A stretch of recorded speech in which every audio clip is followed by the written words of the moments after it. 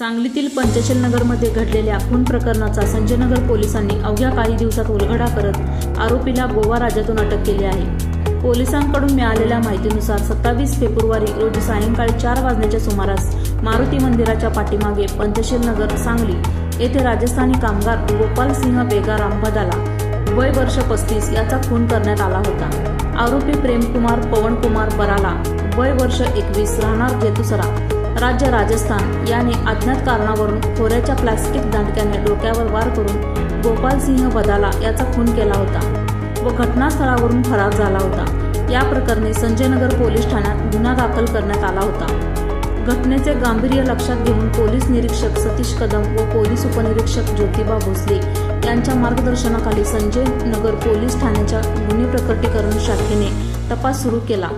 दरम्यान गोपनीय बातमीदाराच्या मदतीने आरोपी गोवा राज्यातील पिरणा गावात लपून बसल्याची माहिती पोलिसांना मिळाली।